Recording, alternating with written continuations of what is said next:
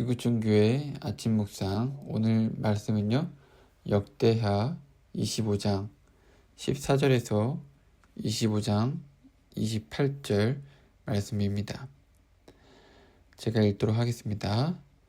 아마샤가 에돔 사람들을 죽이고 돌아올 때에 세일 자손의 신들을 가져와서 자기의 신으로 세우고 그것들 앞에 경배하며 분향한지라.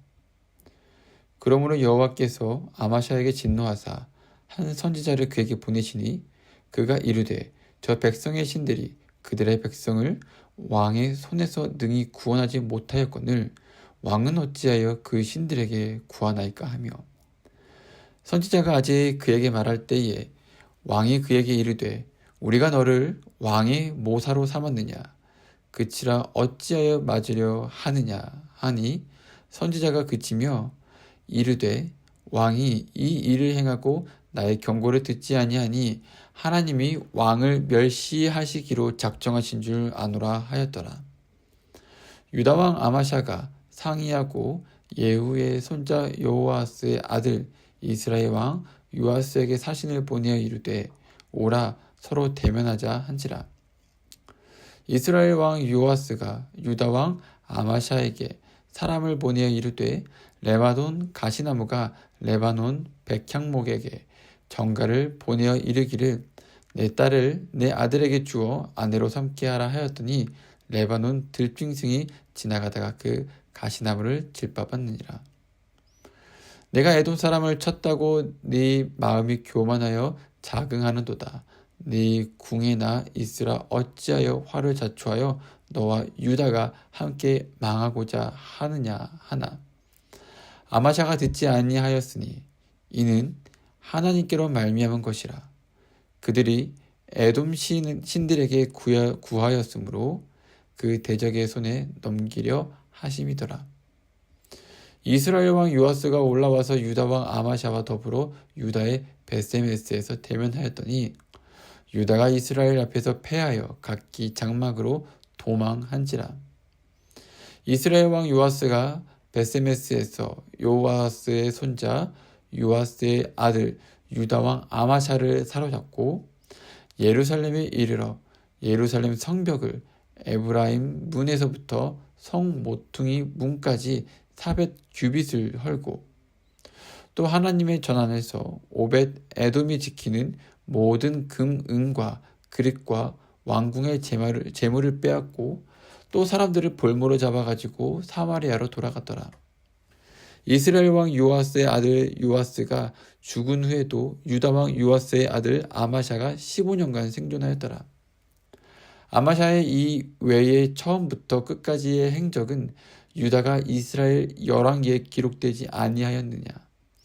아마샤가 돌아와서 여호와를 버린 후로부터 예루살렘에서 무리가 그를 반역하였으므로 그가 라기스로 도망하였더니 반역한 무리가 사람을 라기스로 따라보내어 그를 거기서 죽이게 하고 그의 시체를 말에 실어다가 그의 조상들과 함께 유다 성읍에 장사하였더라.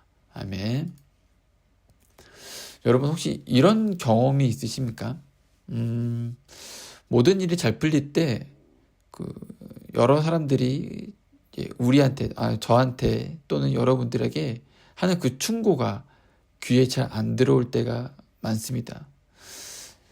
내가 이게 잘 풀리고 내가 잘 나가고 내가 모든 일들이 다 잘 이루어져 갈 때 누군가가 나한테 충고를 하게 된다면 내가 지금 잘하고 있는데 저 사람 말을 내가 들어야 할까?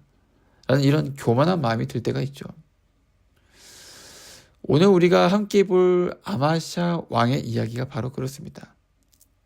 유다 왕 아마샤는 처음에는 하나님 앞에서 올바르게 행했습니다.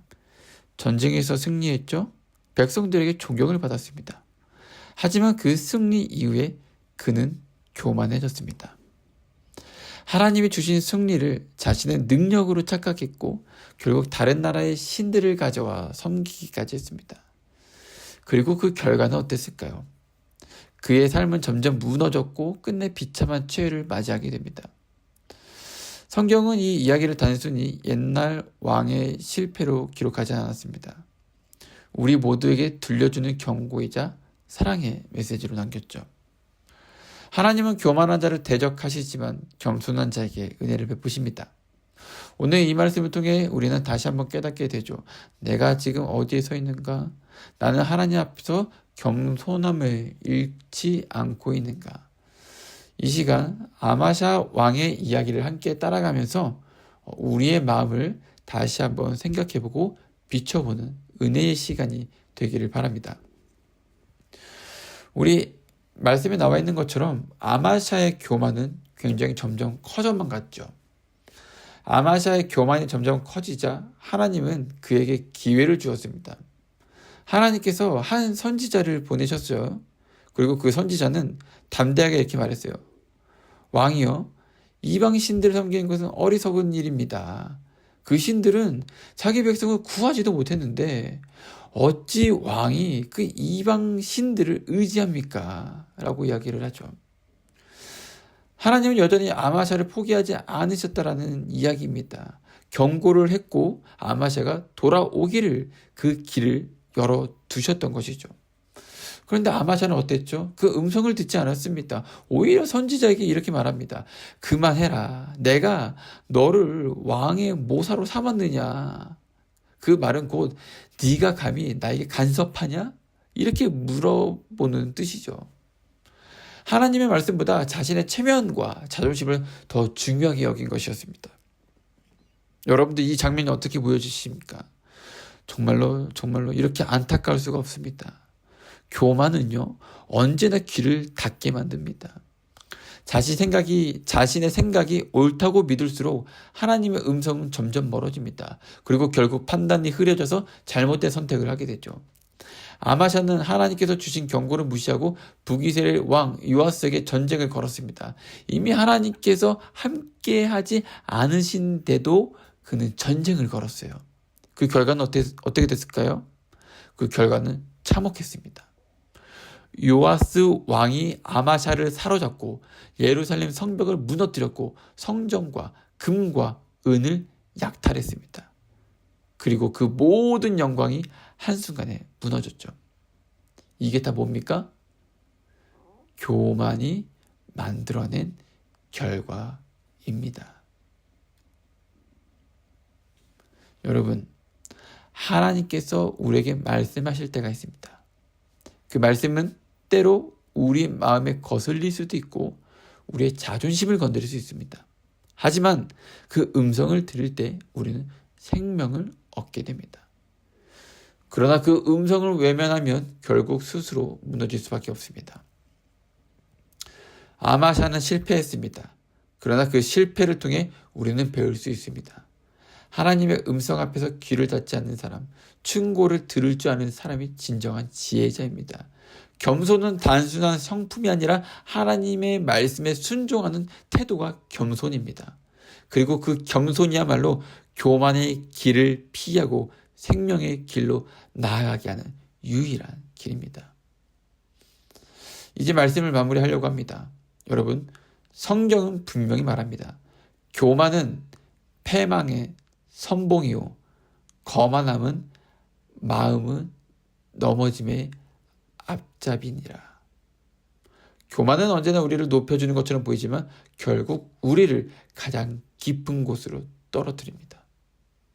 반대로 겸손은 자신을 낮추는 것처럼 보이지만 하나님께서 친히 그 겸손한 자를 천천히 들어 올리십니다.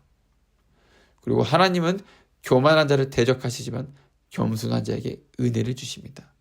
그래서 오늘 이 말씀을 기억하면서 우리가 늘 하나님 앞에서 겸손하게 걸어가기를 소망합니다.